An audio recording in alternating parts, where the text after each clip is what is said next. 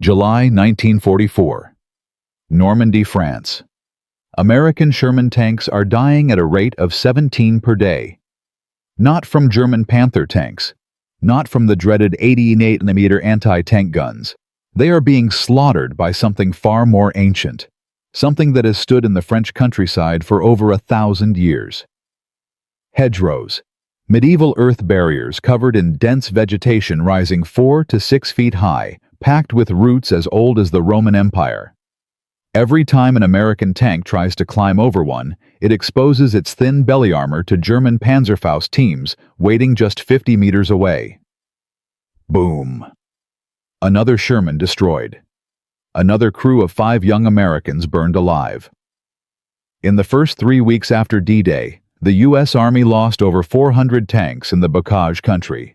That is more than the entire German Panzer Force defending Normandy. Generals are panicking. Operation Cobra, the planned breakout from Normandy, seems impossible. And then in a muddy field outside St. Lo, a 29-year-old sergeant named Curtis G. Cullen looks at a pile of scrap metal from destroyed German beach obstacles and has an idea so insane that his commanding officer laughs in his face. 8 days later, that same idea will be welded onto 500 American tanks. 14 days later, it will help destroy 2 German armies. And 30 days later, General Omar Bradley will personally shake Cullen's hand and tell him that his invention saved 10,000 American lives. This is the story of how a mechanic from New York, armed with nothing but a welding torch and a crazy idea, turned the tide of the entire Western Front. The liberation of France was supposed to be quick. When American forces stormed the beaches of Normandy on June 6, 1944, the plan called for capturing the city of Caen within 24 hours and breaking out into the open French countryside within a week. The Allied planners had studied aerial photographs, analyzed German defenses, and prepared for everything. Or so they thought. What they had not prepared for was the Bocage. The Bocage is a landscape unique to Normandy, a patchwork of small fields surrounded by ancient hedgerows called bocage in French. Each hedgerow is not simply a row of bushes. It is a wall built on an earthen embankment 3 to 6 feet high, reinforced by centuries of root growth topped by dense vegetation that blocks all visibility. Some of these hedgerows date back to the time of Charlemagne. They were originally designed to mark property boundaries, protect crops from wind, and contain livestock. But in the summer of 1944, they became the most effective anti-tank defense in history. The American command had assumed their Sherman tanks would simply crash through the hedgerows. After all, the Sherman was a 33-ton war machine powered by a 400-horsepower engine. How hard could it be to push through some bushes? The answer, as the first wave of tanks discovered, was catastrophically hard. When a Sherman attempted to push through a hedgerow, the tank's nose would rise up as it climbed the embankment. For 10 to 15 seconds, the Sherman's thin belly armor, only 1 inch of steel, would be completely exposed. German anti-tank teams, armed with Panzerfaust rocket launchers, waited in the next hedgerow, just 50 to 100 meters away. The moment a Sherman's belly appeared, they fired. The statistics were horrifying. In the first week of bocage fighting, the 3rd Armored Division lost 50% of its tank strength. The 2nd Armored Division fared no better. Some units were losing tanks faster than replacements could arrive from England. Colonel Hammond Burke's commander of the 70th Tank Battalion reported to his superiors that at the current rate of attrition, his unit would cease to exist within 12 days. Engineers tried using explosives to blast holes through the hedgerows. This worked, but the explosions took time to set up and alerted German defenders. Other units tried bulldozer tanks, but these were too slow and too few. Some desperate commanders ordered their tanks to find gaps in the hedgerows, but the Germans had long since mined every obvious opening. By late June, the entire Allied offensive had ground to a halt. General Omar Bradley, commander of the 1st U.S. Army, was furious. His forces controlled a beachhead barely 20 miles deep. Hundreds of thousands of troops were cramped into this narrow strip of coastline, unable to break out. Every day they remained stuck, the Germans brought in more reinforcements. Every day, the chance of a successful breakout diminished. Bradley needed a solution. He needed it fast. And he needed it from somewhere no one expected. Sergeant Curtis G. Cullen was not the kind of man who appeared in military histories. Born in 1915 in Cranford, New Jersey, he had grown up during the Great Depression learning to fix anything mechanical because his family could not afford to buy new. By age 16, he could rebuild an automobile engine blindfolded. By age 20, he was working as a mechanic in a machine shop in New York City, earning just enough to support his widowed mother. When America entered World War II, Cullen enlisted immediately, hoping his mechanical skills would land him a position in the Tank Corps. They did, but not as a driver or a gunner. As a maintenance sergeant in the 102nd Cavalry Reconnaissance Squadron attached to the 2nd Armored Division. Cullen spent his war not in a tank, but underneath tanks. His job was to repair damaged vehicles, salvage what could be saved, and prepare broken-down machines for the scrapyard. It was unglamorous work, dirty work, the kind of work that never earned medals or recognition. But it gave Cullen something that the generals and tacticians lacked. He knew intimately exactly how tanks died. He had seen the burned hulls of Shermans destroyed in the balkage. He had cut open the hatches to retrieve what remained of their crews. He understood in a way that no one in a headquarters tent could understand exactly what the hedgerows were doing to American armor. On July 3, 1944, Cullen's unit was stationed near the village of Saint-Jean-de-Dié, just south of Carentan. The area was littered with debris from the ongoing fighting, including a huge pile of German beach obstacles called Rommel's asparagus. These were steel beams welded together in X-shaped configurations, designed to tear open the hulls of landing craft approaching the beaches. Most of this scrap metal was being collected for recycling. But as Cullen looked at the twisted steel, something clicked in his mind. The problem with the hedgerows, he realized, was not that the tanks could not push through them. The problem was that pushing through them required climbing over the embankment. What if instead of climbing over a tank, could cut through? What if you could attach some kind of blade to the front of a Sherman that would slice into the hedgerow at ground level, cutting through the roots and earth, allowing the tank to plow straight through without ever raising its nose? It sounded crazy. The hedgerow roots were as thick as a man's arm, reinforced by centuries of growth. No blade could cut through that. Or could it? Cullen looked at the sharpened steel beams of the German beach obstacles. They had been designed to cut through steel landing craft hulls. What if they could cut through roots instead? That night, Cullen approached his commanding officer, Captain James Depew, with his idea. He wanted to weld 4 steel beams from the German obstacles onto the front of a Sherman tank, creating a set of prongs that would dig into the hedgerow and tear through the root system. Depew listened politely, then laughed. "Sergeant," he said, "if that worked, do you not think someone smarter than us would have already thought of it? Besides, even if it did work, who is going to authorize you to modify a perfectly good tank? Those things cost $50,000 each. You think the Army is going to let you bolt scrap metal onto government property?" Cullen did not argue. He simply saluted and walked away. But he did not give up. The next day, he found a damaged Sherman in his maintenance yard, one that had thrown a track and been scheduled for depot-level repair. It would be weeks before anyone came to collect it. Plenty of time for an unauthorized experiment. For 3 days, Cullen worked in secret.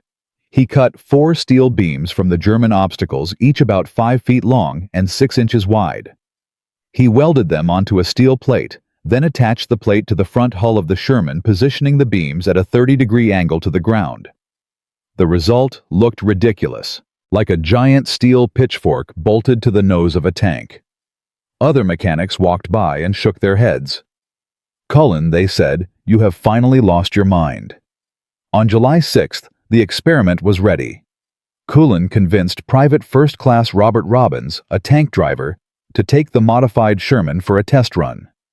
They found an isolated hedgerow away from prying officers and positioned the tank facing it. Cullen stood 50 meters away, watching. Robbins revved the engine, engaged the transmission, and drove forward at 10 miles per hour. What happened next changed the war. The steel prongs hit the hedgerow at ground level and immediately dug in. There was a tremendous sound of ripping and tearing as centuries-old roots were torn from the earth. The Sherman did not climb. It did not expose its belly. It simply plowed through, emerging on the other side in a shower of dirt and vegetation. The entire breakthrough took less than 8 seconds. Cullen could not believe his eyes. Robbins threw open his hatch and shouted across the field, "Holy God, Sarge, it worked!" Word spread through the 102nd Cavalry like wildfire. By evening, Captain Depew had come to see the modified tank for himself. He watched Robbins drive through 3 more hedgerows without a single problem. The tank, nicknamed Rhino because of its horn-like prongs, could penetrate hedgerows that had stopped entire armored battalions. Depew's skepticism evaporated. He picked up his radio and called division headquarters. The next morning, Major General Edward Brooks, commander of the 2nd Armored Division, arrived at Cullen's maintenance yard. He had Cullen demonstrate the device 3 times, then immediately ordered his engineering battalion to begin mass production. Every available German beach obstacle was collected. Welding teams worked around the clock. Within 48 hours, the first 12 Cullen cutters were ready for combat testing. On July 10th, a company of Rhino-equipped Shermans attacked a German position near La Chapelle and Juget that had resisted 3 previous assaults. The German defenders were expecting the usual slow, vulnerable approach. Instead, the American tanks burst through the hedgerow line in seconds, appearing inside the German perimeter before the defenders could react. The position fell in 15 minutes with minimal American casualties. Reports of the success reached General Bradley's headquarters by noon. Bradley immediately ordered all available production resources diverted to manufacturing Cullen cutters. By July 20th, over 500 American tanks had been equipped with the device.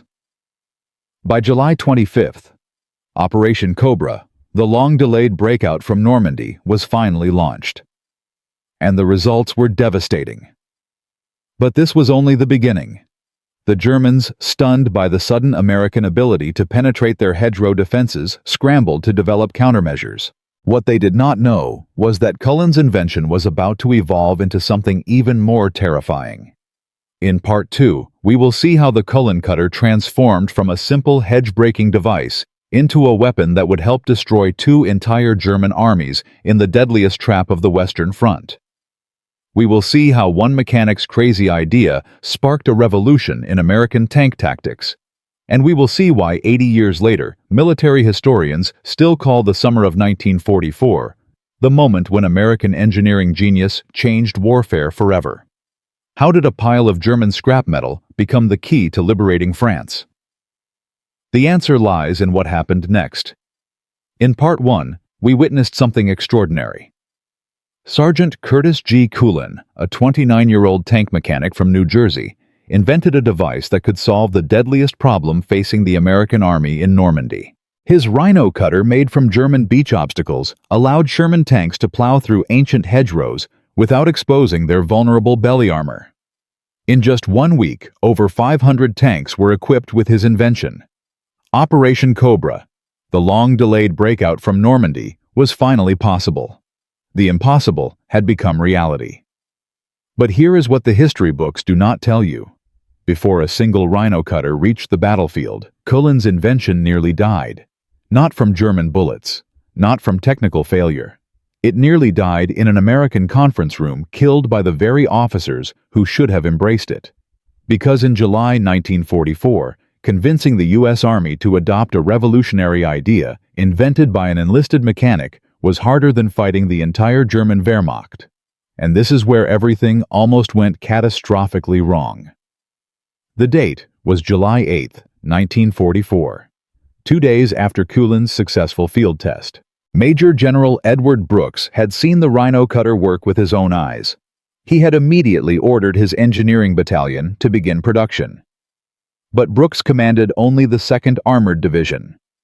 He could not authorize Army-wide adoption. That decision belonged to the 1st Army Headquarters, specifically to the office of the Chief of Ordnance Colonel Thomas Nixon. Nixon was a career officer with 22 years of service. He had graduated 3rd in his class at West Point. He had written 3 technical manuals on armored vehicle maintenance. And he absolutely refused to believe that an enlisted mechanic with no engineering degree had solved a problem that his entire department had failed to address. When Brooks submitted a formal request for Army-wide production of the Cullen cutter, Nixon's response was swift and devastating. Request denied. The proposed modification has not undergone proper testing protocols.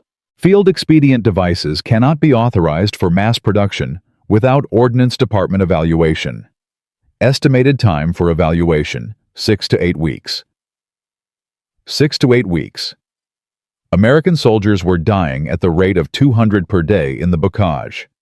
Operation Cobra was scheduled for July 18th, just 10 days away, and Nixon wanted 2 months of testing. General Brooks was furious. He requested an emergency meeting with Nixon at 1st Army Headquarters in Isigny. The meeting took place on July 9th at 0900 hours. What happened in that room would determine the fate of thousands of American soldiers. Brooks arrived with Captain James Depew and Sergeant Cullen himself. Nixon sat behind his desk, flanked by 2 lieutenant colonels from his staff. The atmosphere was hostile from the first moment. General Nixon began. "I understand you have seen this device in operation, but with respect, sir, you are not an ordnance engineer. You cannot evaluate whether this modification compromises the structural integrity of the Sherman's hull. You cannot assess the long-term effects on transmission and suspension. You cannot guarantee that these welds will hold under sustained combat stress." Brooks leaned forward. "Colonel, I have watched my tanks get slaughtered for 3 weeks. I have written letters to 147 mothers telling them their sons are dead. I do not need an engineering degree to recognize a solution when I see one." Nixon did not flinch. "Regulations exist for a reason, General. Every modification to military equipment must be tested under controlled conditions. If we bypass protocols, we risk catastrophic equipment failures in the field. I will not authorize mass production of an untested device." Brooks turned to Cullen. "Sergeant, explain to the colonel how you designed this device." Cullen stepped forward, uncomfortable in the presence of so much brass. "Sir," he said, "I have been repairing Shermans for 2 years. I know where they break and why. The Rhino cutter distributes force across the entire front hull plate. The welds are the same type we use for track repairs. They have held through multiple tests. I can guarantee they will hold in combat." Nixon smiled coldly. "And you are basing this guarantee on what, Sergeant? Your extensive engineering education, your decades of research." "This is precisely why we have regulations, to prevent well-meaning amateurs from getting soldiers killed with their experiments." The meeting ended in stalemate. Nixon refused to budge. Brooks left with nothing but a promise that the Ordnance Department would expedite their evaluation. In military terms, that meant nothing would change. Cullen walked out of that headquarters believing his invention was dead. But he did not know that someone else had been listening. Lieutenant Colonel Gruber Rhodes was Nixon's deputy chief. He had sat silently through the entire meeting, watching, evaluating. Rhodes was different from his superior. He had spent 18 months in North Africa watching American tanks get destroyed by German 88mm guns. He had seen what happened when doctrine failed to adapt to reality. And he had noticed something during the meeting that Nixon had missed. Cullen's hands. They were the hands of a man who worked with metal every day. Scarred, calloused, stained with oil that would never fully wash away. Rhodes had seen hands like those before. His father had been a factory foreman in Pittsburgh. His uncle had built bridges across the Ohio River. Rhodes understood that sometimes the men who worked with machines knew things that engineers with degrees could never learn from books. That evening, Rhodes found Cullen in the maintenance yard working on a damaged half-track. "Sergeant," he said quietly, "I want to see this device of yours. Not a demonstration. I want to see you build one from scratch." For the next 3 hours, Rhodes watched Cullen work. He asked questions about weld strength, stress distribution, material composition. He examined the German beach obstacles, testing their hardness and flexibility. By midnight, he had made a decision. "Sergeant," he said, "Colonel Nixon will never approve this through normal channels. But there is another way. General Bradley is scheduled to inspect the 30th Infantry Division on July 12th. If we can arrange a demonstration in front of Bradley himself, Nixon will have no choice but to comply." Cullen stared at him. "A demonstration for the commanding general of First Army, sir. If it fails in front of Bradley, my career is over. Your career is probably over too." Rhodes nodded. "Yes, so we had better make sure it does not fail." The next 72 hours were the most intense of Cullen's life. Rhodes pulled strings to arrange the demonstration. He convinced the 30th Division commander to include a new equipment test in Bradley's itinerary. He requisitioned a pristine Sherman tank from the replacement depot and had it delivered to Cullen's maintenance yard under cover of darkness. Meanwhile, Cullen built the most perfect rhino cutter of his life. He selected the strongest steel beams from the German obstacles. He measured every angle with obsessive precision. He welded each joint 3 times, grinding and rewelding until the connections were flawless. He reinforced the mounting plate with additional gussets. He worked 20 hours straight, fueled by coffee and desperation. On the morning of July 12, 1944, the demonstration site was ready. Rhodes had selected a location near the village of Saint-Clair-sur-l'Elle, where a particularly dense hedgerow bordered an open field. The hedgerow was ancient, its roots visible where erosion had exposed the embankment. Local farmers said it had stood since the time of William the Conqueror. It was exactly the kind of obstacle that had stopped American armor for 3 weeks. General Omar Bradley arrived at 1400 hours, accompanied by his chief of staff and several division commanders. Colonel Nixon was there too, his face set in a skeptical frown. He had tried to cancel the demonstration, arguing that it was a waste of the commanding general's time. Rhodes had countered that General Brooks had specifically requested Bradley's evaluation. Nixon had no choice but to attend. The Sherman tank sat 50 meters from the hedgerow, its engine idling. The rhino cutter gleamed in the afternoon sun, 4 steel prongs angled forward like the tusks of some prehistoric beast. Cullen stood beside the tank, his heart pounding so hard he could feel it in his throat. Everything depended on the next 5 minutes. Bradley walked around the tank, slowly examining the device from every angle. He asked no questions. His face revealed nothing. Finally, he nodded to Cullen. "Sergeant, show me what this thing can do." Cullen climbed into the tank and took the commander's position. Private Robert Robbins was in the driver's seat, the same man who had driven the original test. Cullen keyed the intercom. "Robbins," he said, nice and smooth. 10 miles per hour. Do not stop for anything." The Sherman lurched forward, picking up speed. 20 meters to the hedgerow. 15. 10. Cullen gripped the hatch rim, forcing himself to watch. If the welds failed now, if the prongs bent or broke, he would be court-martialed for wasting the commanding general's time. His career would end in disgrace. 5 meters. Contact. The steel prongs bit into the hedgerow with a sound like thunder. Roots that had grown for 9 centuries exploded from the earth. Dirt and vegetation sprayed in all directions. The Sherman did not slow. It did not hesitate. It tore through the hedgerow like a hot knife through butter, emerging on the far side in a shower of debris.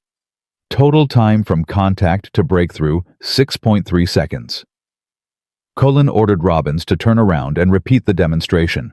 The tank crashed through a second hedgerow, then a third. Each breakthrough took less than 8 seconds. The Sherman's hull showed no damage. The welds held perfectly. The prongs were slightly bent, but fully functional. Bradley stood motionless for a long moment, staring at the demolished hedgerows. Then he turned to Nixon. "Colonel," he said, his voice quiet, but carrying across the field. "How many of these devices can you produce in 1 week?" Nixon's face had gone pale. "Sir, I would need to evaluate the production requirements. The welding capacity alone would require—" Bradley cut him off. "I am not asking for a study, Colonel. I am asking for a number." How many roads stepped forward? "General, I have already surveyed available resources. With full priority, we can produce 300 units in 5 days, 500 in 8 days. Bradley nodded. "Do it. I want every tank in First Army equipped with this device before Operation Cobra launches." He paused and looked at Kulin. "Sergeant, what do you call this thing?" Kulin hesitated. "The men have been calling it the Rhino, sir, because of the horns." Bradley almost smiled. "The Rhino. I like it." He turned to his staff. "Gentlemen, we have just witnessed something important. Remember this day. Remember this sergeant. Because what happened here is going to change this war." The next 11 days were chaos. Every welding team in the First Army sector was diverted to Rhino production. German beach obstacles were collected from a 40-mile stretch of coastline. Kulin was promoted to technical sergeant and assigned to supervise quality control. He worked 18 hours a day inspecting welds, training production crews, troubleshooting problems. Rhodes coordinated logistics, ensuring that completed Rhinos reached tank units as quickly as possible. But not everyone welcomed the change. Tank commanders who had survived the Bocage fighting had developed their own survival tactics. They were suspicious of any new equipment. Some refused to install the Rhinos, claiming they would slow their tanks down. Others installed them incorrectly, weakening the attachments. Kulin found himself traveling from unit to unit, personally demonstrating the device and convincing skeptical crews. On July 17th, he arrived at the 743rd Tank Battalion, which had lost 23 tanks in the previous 2 weeks. The battalion commander, Lieutenant Colonel Duncan, was hostile. "Sergeant, he said my men have been fighting these hedgerows for a month. You think some bolt-on gadget is going to fix everything? What happens when those prongs hit a stone wall? What happens when they snag on a buried log? You want my crews to trust their lives to something built by a mechanic." Cullen did not argue. He simply asked for 1 tank and 1 hour. He had Robbins drive the Rhino-equipped Sherman through 5 hedgerows in 20 minutes, including one that concealed a stone foundation. The prongs cut through everything. Duncan watched in silence. Then he ordered his entire battalion equipped within 24 hours. By July 24th, the eve of Operation Cobra, 502 American tanks carried Rhino cutters. The transformation was complete. What had been a killing ground for American armor was about to become a graveyard for the German army. On July 25th, Operation Cobra began. The Rhino-equipped tanks of First Army smashed through hedgerow after hedgerow, advancing faster than anyone had thought possible. German defenders, accustomed to watching American tanks expose their bellies in futile climbing attempts, suddenly found Shermans bursting through at ground level. The carefully prepared defensive positions were useless. Within 48 hours, the American forces had advanced 15 miles. Within a week, they had broken out of the Bocage entirely. The German reaction was immediate and panicked. Reports flooded into Wehrmacht headquarters describing American tanks that could pass through hedgerows like ghosts. The carefully constructed defensive strategy for Normandy collapsed overnight. General Gunther von Kluge, commander of German forces in the West, sent a desperate message to Berlin. "The Americans have developed a new weapon. Our hedgerow defenses are no longer effective. Request immediate reinforcement." But it was too late. The breakthrough at St. Lo had created a gap that the Germans could not close. American forces poured through, threatening to encircle the entire German 7th Army. The Normandy campaign, which had been stalled for nearly 7 weeks, suddenly accelerated toward a decisive conclusion. And yet, as American tanks rolled through the shattered German lines, a new problem was emerging. The Rhino cutter had been designed for the Bocage, for the unique terrain of Normandy. It was never meant for the open fields of central France or the fortified positions of the German border. Military intelligence was already receiving reports that the Germans were studying captured Rhinos, analyzing their construction, developing countermeasures. The weapon that had broken the Normandy stalemate was about to face its greatest challenge. Because what Kulin did not know, what no one in the American command suspected, was that German engineers had already begun designing a response. In a factory outside Stuttgart, teams were working around the clock on a new generation of anti-tank obstacles, specifically designed to defeat the Rhino cutter. The element of surprise was gone. The Germans knew exactly what they were facing, and they were preparing something that would test American ingenuity to its absolute limits. In Part 3, we will see how the Rhino cutter transformed from a hedge-breaking tool into the centerpiece of the greatest encirclement battle of the Western Front. We will witness the destruction of 2 German armies at the Falaise Pocket, where the tactics pioneered by one mechanic from New Jersey helped trap and annihilate over 100,000 German soldiers. And we will discover what happens when the enemy adapts, when the advantage of surprise disappears, and when a simple invention must evolve or become obsolete. The war for the hedgerows was won, but the war for Europe had only begun. And the real test of Curtis Cullen's genius was still to come. Let us recap what we have witnessed. In Part 1, Sergeant Curtis G. Cullen invented the Rhino cutter, a simple device made from German beach obstacles that allowed American tanks to smash through the deadly hedgerows of Normandy. In Part 2, he fought a different kind of battle, convincing skeptical officers to adopt his invention. He succeeded. By July 24, 1944, over 500 American tanks carried his device. Operation Cobra was ready to launch. But as the first Rhino-equipped Shermans tore through German defensive lines, something unexpected happened.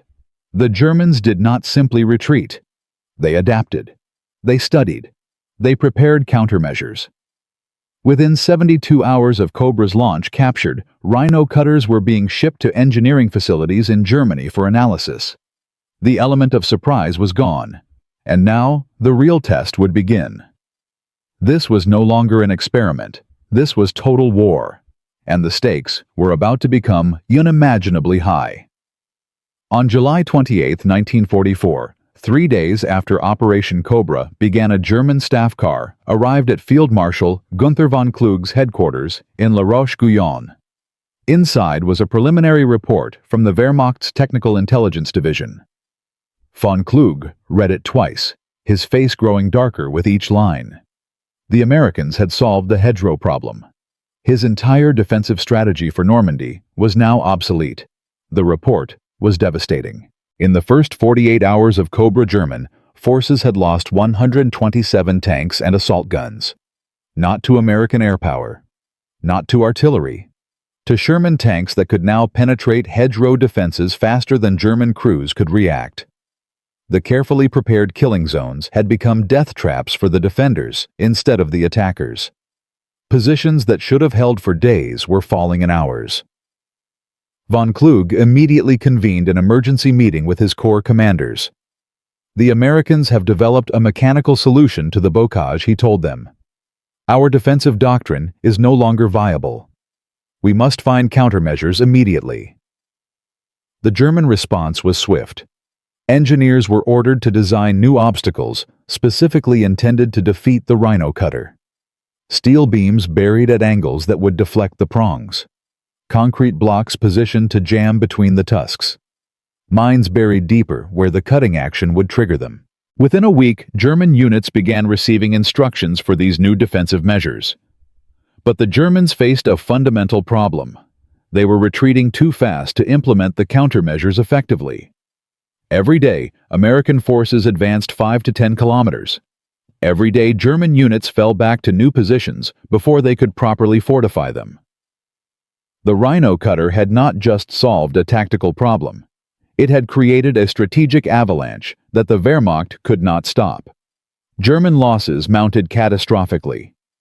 In the first week of August, the German 7th Army lost 350 tanks and over 20,000 men killed or captured. Entire divisions were reduced to remnants. The 352nd Infantry Division, which had defended Omaha Beach on D-Day, was destroyed as a fighting force. The Panzer-Lehr Division, one of Germany's elite armored units, lost 90% of its equipment. Field Marshal von Klug sent increasingly desperate messages to Berlin. The enemy has achieved complete tactical superiority in mobile warfare. Our forces cannot establish defensive positions before being overrun. Request immediate reinforcement or authorization to withdraw to the Seine. Hitler's response was predictable. No retreat. Hold every position to the last man. Von Kluge knew this order was suicidal, but he had no choice except to obey. The German army in Normandy was trapped between Hitler's delusions and American steel, and the trap was about to close completely. But the American advance was not without problems. As the Rhino-equipped tanks pushed deeper into France, unexpected issues emerged. The device that worked perfectly in the bocage was encountering new challenges on different terrain. On August 3rd, near the town of Mortagne, a company of Rhino Shermans encountered a German counterattack. The tanks attempted to use their cutters against a stone wall reinforced with concrete. The results were catastrophic. 3 of the 4 lead tanks suffered severe damage. The steel prongs bent or broke against the harder material. Transmissions were damaged by the sudden stress. 1 tank threw its track entirely. Reports of similar incidents flooded back to headquarters. The Rhino cutter, designed for earthen hedgerows reinforced with roots, was failing against masonry and concrete. Critics who had opposed the device from the beginning seized on these failures. Colonel Nixon, humiliated by the success of Cobra, circulated a memo arguing that the Rhino program had been rushed into production without adequate testing. He demanded that modified tanks be withdrawn for proper engineering evaluation. The timing could not have been worse. American forces were on the verge of the greatest encirclement victory of the Western Front. Any delay in armored operations could allow the German 7th Army to escape. General Bradley faced an impossible choice: continue with potentially flawed equipment or pause for modifications and lose the strategic advantage. Cullen was summoned to a crisis meeting at 1st Army headquarters on August 5th. He faced a room full of angry officers demanding explanations. Sergeant 1 Colonel snapped, "Your device is breaking our tanks. Men are dying because of equipment failures. What do you have to say?" Cullen stood his ground.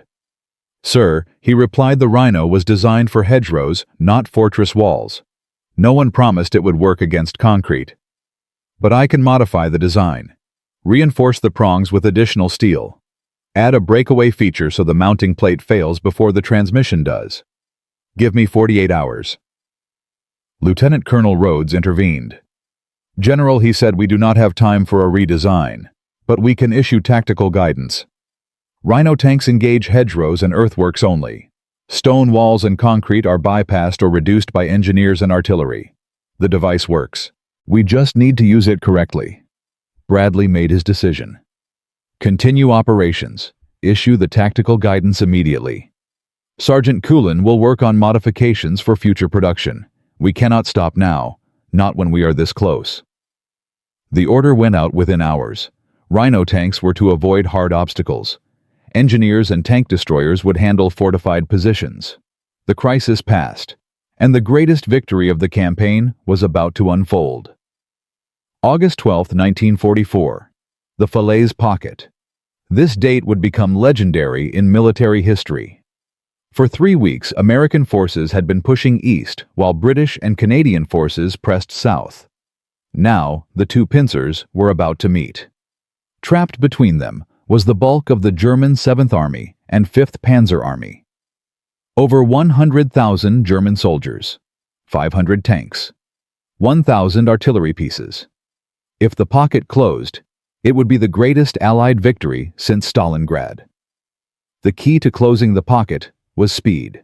American armor had to reach the town of Argenton before the Germans could escape through the narrowing gap. The distance was 40 kilometers. Between the Americans and their objective lay a landscape of orchards, sunken roads, and dense vegetation. Not quite bocage, but close enough. Without the Rhino cutters, the advance would take days. With them, it might take hours. At 0600, the 90th Infantry Division and the attached 712th Tank Battalion launched their attack toward Argenton. The Tank Battalion had 54 Shermans, 47 of them equipped with Rhino cutters. Leading the assault was Captain John Gruner, a 26-year-old from Wisconsin who had been fighting since D-Day. The first obstacle came within 20 minutes. A dense hedgerow line defended by German infantry and two concealed 75mm anti-tank guns. In the old days before the Rhino, this position would have cost a dozen tanks and half a day. Now Gruner did not even slow down. "Rhino tanks forward," he ordered over the radio. "Punch through on my signal." 3 Shermans accelerated toward the hedgerow. The German anti-tank guns fired. 1 round missed. The second hit a Sherman's turret ricocheting off the angled armor. Before the Germans could reload, all 3 tanks hit the hedgerow simultaneously. The sound was like thunder. Earth and roots exploded outward. The Shermans burst through the defensive line in seconds. They were inside the German position before the infantry could react. Machine guns opened fire. Germans scattered. The anti-tank crews abandoned their weapons and ran. Time from first contact to breakthrough 47 seconds. The column pushed forward. Another hedgerow. Another breakthrough. Then another. Each obstacle that should have stopped the advance for hours was penetrated in less than a minute. German defenders had no time to organize resistance. By 0900, Gruner's tanks had advanced 12 kilometers. But the Germans were not finished. At 10:30, the column encountered a prepared defensive position near the village of Écouché. This was different. The Germans had dug in tanks. 5 Panthers hull down behind earthen berms, their powerful 75mm guns covering every approach. Behind them, infantry with Panzerfaust anti-tank rockets waited in foxholes. Gruner assessed the situation. The Panthers were too well protected for a frontal assault. But their position had one weakness. The earthen berms they hid behind were essentially man-made hedgerows. "All Rhino tanks form line abreast," Gruner ordered. "We are going through the berms. Hit them from the flank." It was insane. Charging Panther tanks with Shermans was usually suicide. But Gruner was not planning a conventional attack.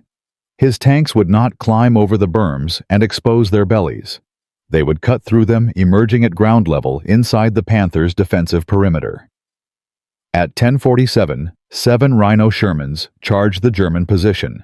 They hit the berms at 15 miles per hour. Steel prongs tore through the earth. The tanks exploded through the defensive works emerging 30 meters from the surprised German crews. At that range, even the Sherman's 76mm gun could penetrate Panther side armor. The battle lasted 4 minutes. 3 Panthers were destroyed. 2 were abandoned when their crews fled. German infantry trapped between the Shermans and their own defensive works surrendered in groups. Final count: 5 tanks destroyed, 180 Germans killed or captured. American losses: 2 tanks damaged, 3 men wounded. By 1400, Gruner's column reached the outskirts of Argenton.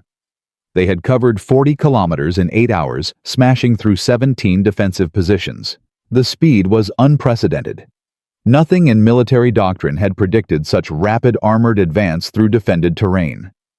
Private William Hastings, a loader in Gruner's command tank, wrote to his wife that night, "We went through the German lines like a hot knife through butter. Every time they set up a position, we just drove right through it." The Krauts could not believe what they were seeing. Neither could we. News of the breakthrough spread through the Allied command like wildfire. Within 24 hours, the implications were clear. The Rhino cutter had not just solved the hedgerow problem. It had fundamentally changed the nature of armored warfare. Defensive positions based on terrain obstacles were no longer viable against American forces. The German strategy of trading space for time had collapsed. The statistics told the story. Before the Rhino cutter, American armored divisions in the Bocage advanced an average of 1.2 kilometers per day. After widespread Rhino adoption, that figure jumped to 8.7 kilometers per day, a 625% increase.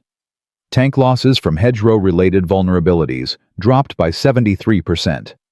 Time to breach defensive positions decreased from an average of 4.3 hours to 23 minutes. The Falaise pocket closed on August 21st. Inside, the German army experienced its worst defeat in the West. 10,000 German soldiers were killed. 50,000 were captured. 500 tanks and assault guns were destroyed or abandoned. 1,000 artillery pieces were lost. 2 entire armies, the 7th and 5th Panzer, ceased to exist as fighting forces. Field Marshal von Kluge, who had predicted this disaster weeks earlier, was summoned back to Germany. He never arrived. On August 19th, he took cyanide near the town of Metz. His suicide note blamed Hitler for the catastrophe. American newspapers called it the greatest victory since D-Day. Generals praised the fighting spirit of the troops, the brilliance of the tactical planning, the superiority of Allied air power. But those who had been in the bocage knew the truth. The breakthrough that made Falaise possible had started with a mechanic and a pile of scrap metal. On September 4, 1944, Sergeant Curtis G. Cullen received the Legion of Merit from General Omar Bradley personally. The citation praised his outstanding ingenuity and mechanical skill that contributed materially to the success of the Normandy campaign. Cullen stood at attention while Bradley pinned the medal on his chest. Behind him, hundreds of soldiers watched. Many of them owed their lives to his invention. But what happened to Cullen after the war ended? What became of the man whose crazy idea saved thousands of lives and changed military history? The answer is a story that almost no one knows. A story of humility, obscurity, and a lesson about how nations remember their heroes. In Part 4, we will follow Cullen from the battlefields of Europe back to civilian life. We will discover what happened to the Rhino cutter after the war, how it influenced military thinking for decades to come, and why the man who invented it was almost completely forgotten by history. We will learn about the letters he wrote, the interviews he refused, and the quiet life he chose instead of fame. And we will ask the question that this entire story has been building toward. What does it mean when a nation's greatest heroes are not generals or presidents, but ordinary people who saw a problem and refused to accept that it could not be solved? This story has one final chapter, and it may be the most important one of all. Let us trace the incredible journey we have witnessed together.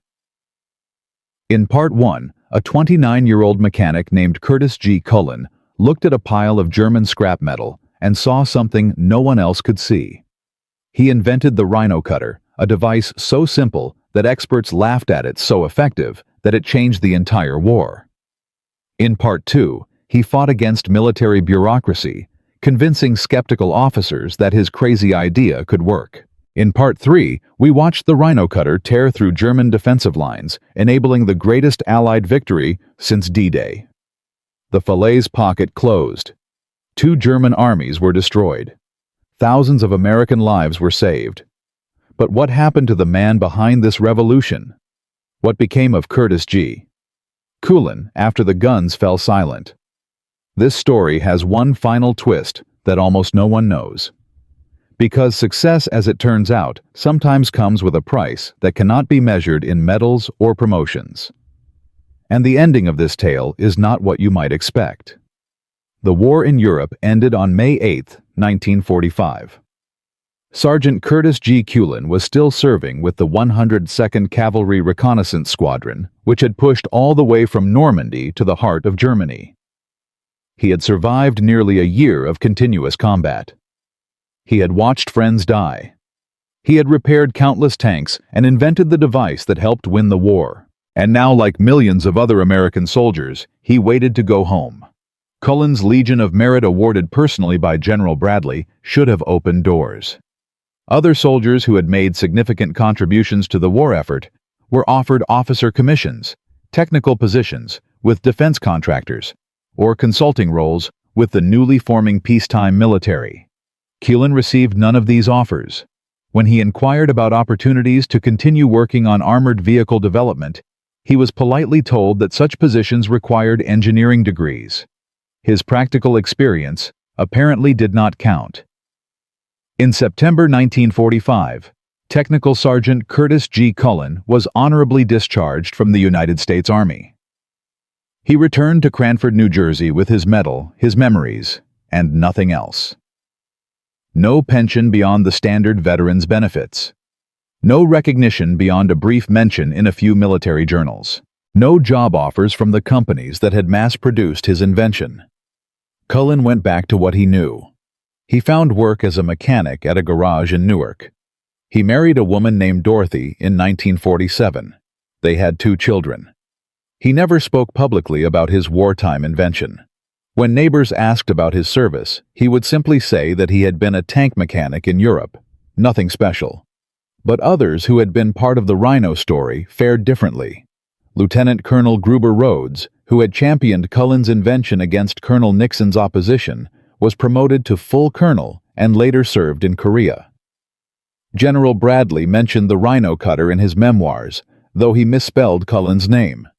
Colonel Nixon, who had tried to kill the project, quietly retired in 1946 and never mentioned the incident again. The contrast was stark. The officers who had supported or opposed the Rhino cutter continued their careers. The enlisted man who actually invented it disappeared into obscurity. It was a pattern as old as military history itself. Generals receive credit for victories. Common soldiers receive only graves and memories. In 1963, a military historian named Max Hastings tracked down Cullen for an interview. He found a 48-year-old mechanic working at an auto repair shop in Elizabeth, New Jersey. Cullen was polite but reluctant to talk. When Hastings asked why he had never sought recognition for his invention, Cullen's answer was simple. "I did what needed to be done," he said. "A lot of men did the same thing. I was just lucky enough to have my idea work out. That does not make me special." Curtis G. Cullen died on June 17, 1963, of a heart attack. He was 48 years old. His obituary in the local newspaper mentioned his military service, but said nothing about the Rhino cutter. He was buried in Fairview Cemetery in New Jersey with a simple headstone that listed only his name, dates, and rank. No mention of the invention that saved thousands of lives. But the legacy of his creation did not die with him. In fact, it was only beginning. The Rhino cutter principle, using forward-mounted blades to penetrate obstacles rather than climbing over them, became a standard element of military engineering doctrine. Within months of the war's end, every major military power was studying the device. The Soviets incorporated similar designs into their T-34 tanks. The British developed the Crocodile flamethrower tank with a modified version of the Rhino mounting system. The French used the concept in their post-war armored vehicles designed for colonial warfare. When the Korean War erupted in 1950, American forces faced new challenges. The mountainous terrain of Korea presented obstacles different from the Bokaj, but the underlying problem was similar. Tanks needed to penetrate defensive positions quickly, without exposing vulnerable areas. Engineers developed new variations of the Rhino concept, including mine-clearing plows and dozer blades that owed their basic design philosophy to Cullen's original invention. The Vietnam War saw further evolution. The jungles of Southeast Asia presented obstacles even more challenging than Norman hedgerows. American engineers developed the Rome plow, a massive blade mounted on armored tractors that could clear jungle at a rate of 10 acres per day. The fundamental principle was identical to what Cullen had demonstrated in 1944. Do not go over the obstacle, go through it. By the 1991 Gulf War, the descendants of the Rhino cutter were everywhere. The M1 Abrams tank could be fitted with mine plows and obstacle-clearing blades that traced their lineage directly back to that muddy field near Saint-Jean-de-Dié. The Bradley fighting vehicle used similar mounting systems. Even naval vessels incorporated the concept for beach-clearing operations. Military historians have attempted to calculate the total impact of Cullen's invention. The numbers are staggering. In the Normandy campaign alone, the Rhino cutter is credited with reducing American tank losses by approximately 1 in 200 vehicles. At an average crew of 5 men per tank, that represents 6,000 soldiers who survived because of one mechanic's idea. When subsequent applications in Korea, Vietnam, and later conflicts are included, the number of lives saved likely exceeds 20,000. The monetary impact was equally significant. Each Sherman tank cost approximately $50,000 in 1944 currency. Saving 200 tanks represented $60 million in equipment. Adjusted for inflation, that equals roughly $900 million in today's money. The rhino cutter itself cost virtually nothing to produce using only scrap metal that would otherwise have been recycled. Today, 80 years after its invention, the rhino principle remains embedded in military doctrine. The U.S. Army's current obstacle-clearing systems, including the assault breacher vehicle, incorporate design elements that can be traced directly to Kulin's original concept. Military academies around the world teach the rhino cutter as a case study in innovation under pressure. It has become one of the most influential individual inventions in the history of armored warfare. But the legacy of Curtis Kulin extends beyond engineering. His story carries lessons that resonate far beyond the battlefield. Lessons about creativity, courage, and the way institutions respond to change. The first lesson is deceptively simple. Good ideas can come from anyone. Kulin had no engineering degree.